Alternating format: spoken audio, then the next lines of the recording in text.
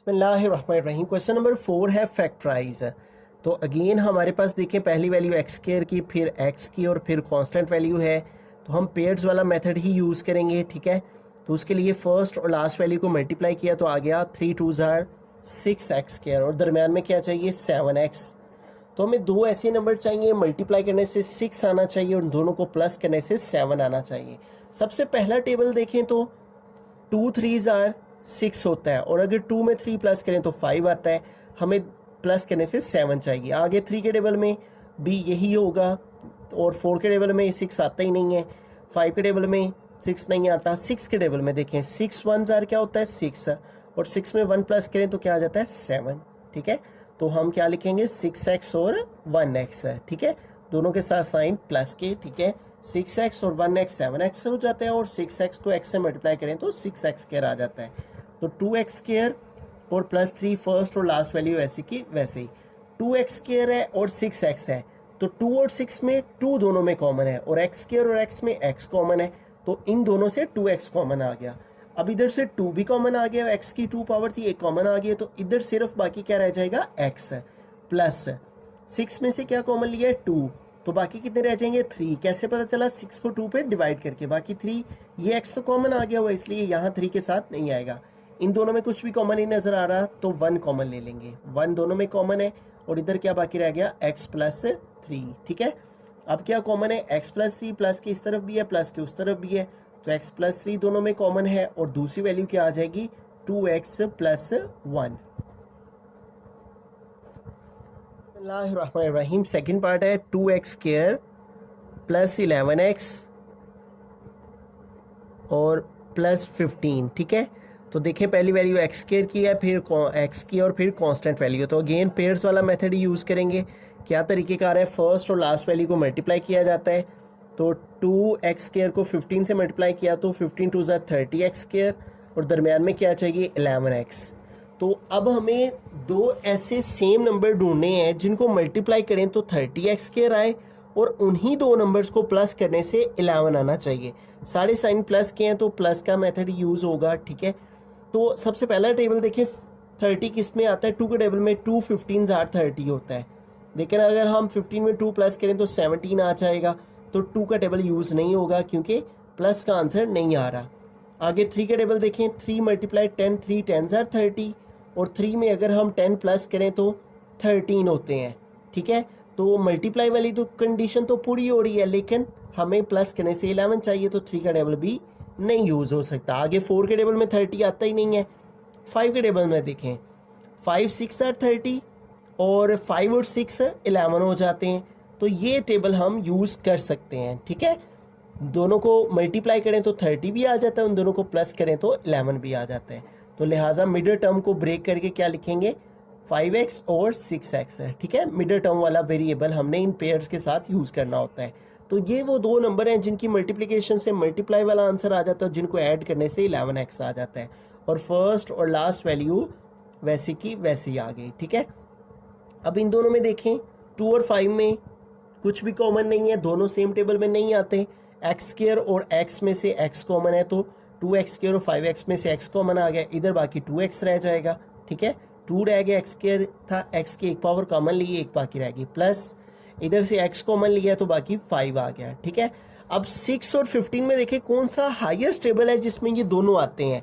तो 3 के टेबल देखें, 3 के टेबल में ये दोनों नंबर आते हैं तो 3 दोनों में कॉमन है, 3 कॉमन लिया, 6 से 3 कॉमन लिया, बाकी रह गया 2 और साथ ये x आ गया, प्लस 15 में से 3 कॉमन लिए हैं तो बाकी कितने रह जाएंगे 5। कैसे पता चला 15 को 3 पे डिवाइड करके। अब देखें प्लस के इस तरफ भी 2x प्लस 5 है, प्लस के इस तरफ भी 2x प्लस 5 है तो 2x प्लस 5 कॉमन लिया, ठीक है। इधर से 2x प्लस 5 कॉमन आ गया हुआ है तो बाकी क्या रह गया x, फिर ये प्लस आ गया, ये 2x प्लस 5 इधर कॉमन आ गया हुआ है, बाकी रह गया 3, ठीक है। तो यूँ इस वैल्यू को फैक्टराइज करके जो फैक्टर्स आए हैं वो ये दो हैं। बिस्मिल्लाहिर्रहमानिर्रहीम। थर्ड पार्ट के अंदर चलते हैं। हमारा क्वेश्चन है 4x square plus 13x plus 3, ठीक है। तो अगेन यहाँ पे देखें x स्क्वायर x और कांस्टेंट वैल्यू है तो हमें पेयर्स वाले मेथड से इसको फैक्टराइज करना है। फर्स्ट और लास्ट वैल्यू को मल्टीप्लाई किया तो 4 3 ज़ार 12x स्क्वायर और दरमियान में है 13x। तो दो ऐसे सेम नंबर चाहिए जिनको मल्टीप्लाई करने से 12x स्क्वायर आए और उन दोनों को प्लस करने से 13 आए। तो 2 का टेबल देखें, 2 6 आर 12 होता है, लेकिन 2 में 6 प्लस करें तो 8 आता है, तो 2 का टेबल नहीं यूज़ होगा। 3 का टेबल देखें, 3 4 12 होता है और 3 और 4 7 होते हैं, तो 3 का टेबल भी नहीं यूज़ होगा। 4 का टेबल देखें, 4 3 12 होता है और 4 में 3 प्लस करें तो 7 आता है, तो 4 का टेबल भी नहीं। 5 के टेबल में 12 आता ही नहीं है। 6 के टेबल में देखें, 6 2 12 होता है और 6 में 2 प्लस करें तो 8 आता है, तो 6 का टेबल भी नहीं यूज़ होगा। ठीक है, क्योंकि मल्टीप्लिकेशन तो आ रही है लेकिन 13 नहीं आ रहा, प्लस करने से 13 भी आना चाहिए। फिर आगे 7 के टेबल में 12 आता नहीं है, 8 के टेबल में भी नहीं आता, 9 के टेबल में भी नहीं आता 12, फिर आगे 11 के टेबल में भी नहीं आता, 10 में भी नहीं आता, फिर 12 अपने टेबल में आता है देखें, 12 1 जार 12 और 12 में 1 प्लस करें तो कितने हो जाते हैं 13। तो ये दो नंबर्स हम यहाँ यूज़ करेंगे क्योंकि ये दोनों कंडीशंस पर पूरा उतर रहे हैं।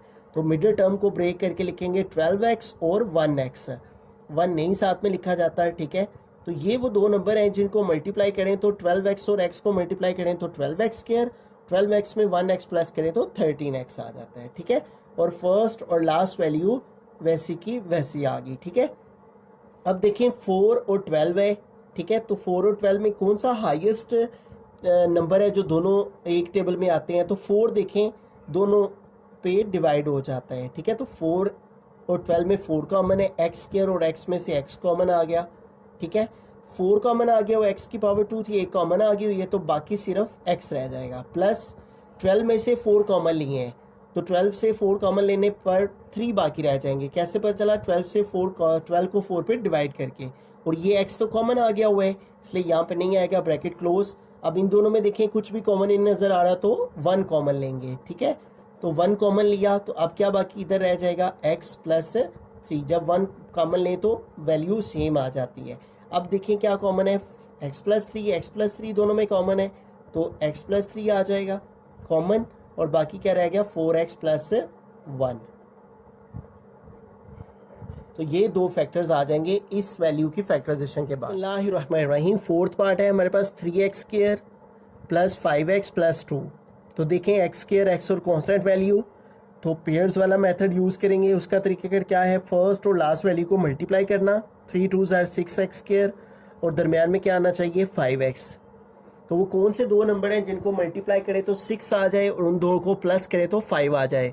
तो 2 का टेबल देखें, 3 2 6 हो जाते हैं और 2 में 3 प्लस करें तो 5 भी आ जाते हैं। तो सबसे पहला टेबल ही यूज़ हो जाएगा। मिडिल टर्म को ब्रेक करके लिखेंगे 3x और 2x। ठीक है, मल्टीप्लाई करने से 6 भी आ जाता है और प्लस करने से 5 भी आ जाता है, दोनों कंडीशंस पर पूरा उतर है। और फर्स्ट और लास्ट वैल्यू वैसी की वैसी आ गई। ठीक है, अब देखें 3x² और 3x में दोनों में 3 कॉमन है, x² और x में से x कॉमन है, इधर से 3 भी कॉमन आ गया, x की 2 पावर थी एक कॉमन आ गई हुई है और सिर्फ x बाकी रह गया, प्लस 3x सारे का सारा ही कॉमन आ गया हुआ है तो बाकी 1 रह गया। आगे देखें प्लस 2x और 2 में से 2 दोनों में कॉमन है, 2 दोनों में मौजूद है, दोनों वैल्यूज़ में 2 कॉमन आ गया, इधर से बाकी रह गया x प्लस ये 2 कॉमन आ गया तो बाकी क्या रहा 1। कैसे पता चला? 2 को 2 पे डिवाइड करके 1 बाकी रह गया। अब क्या कॉमन है, x प्लस 1 दोनों में मौजूद है, x प्लस 1 कॉमन आ गया और दूसरी वैल्यू क्या आ गई 3x प्लस 2। ठीक है, तो ये दो फैक्टर्स हमारे इस वैल्यू के आ जाएंगे।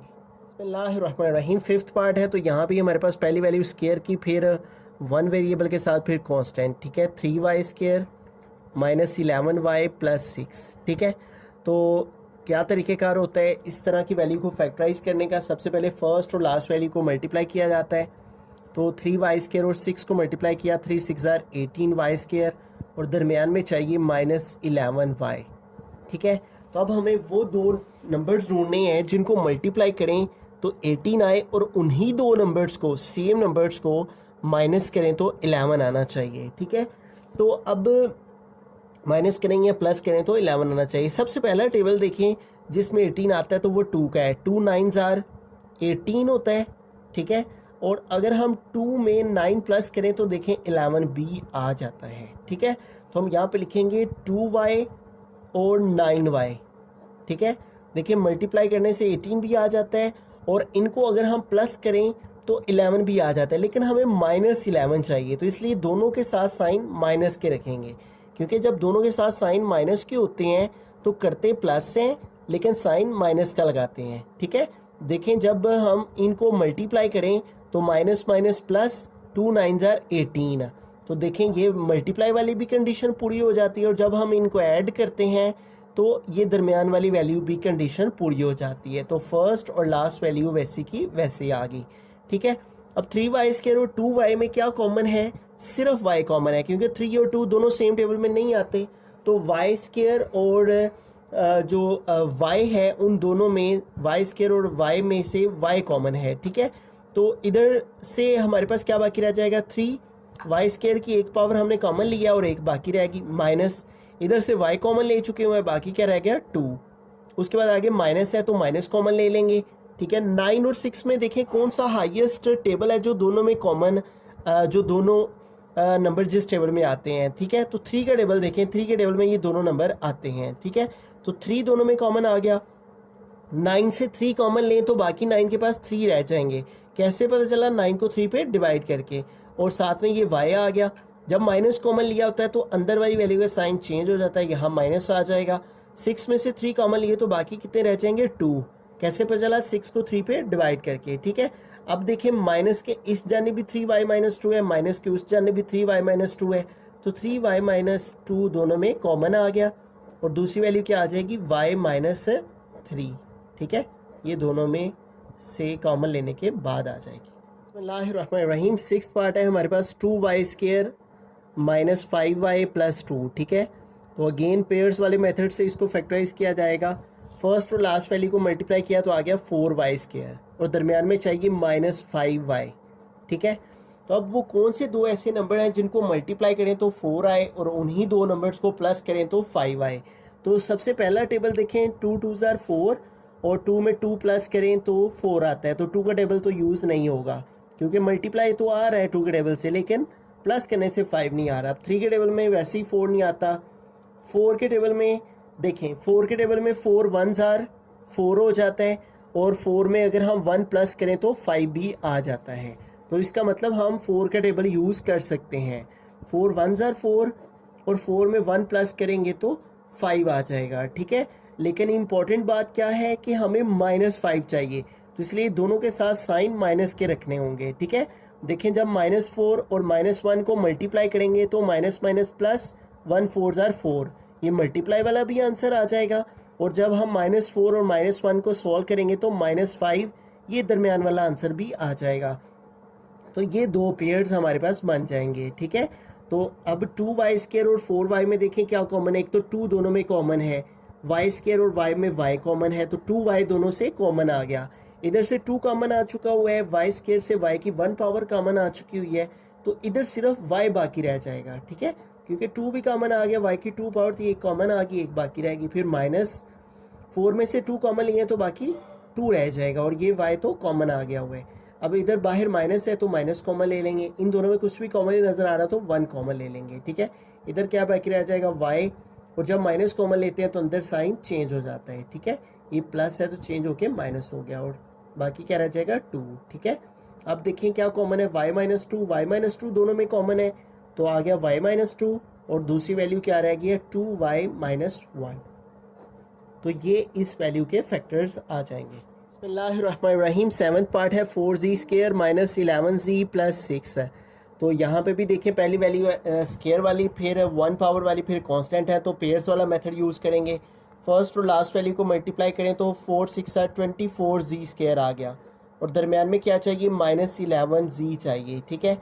अब दो ऐसे नंबर सेम हमें चाहिए जिन नंबर्स को मल्टीप्लाई करने से 24 आ जाए और उन्हीं दो नंबर्स को प्लस करने से जो है वो 11 आ जाना चाहिए, ठीक है।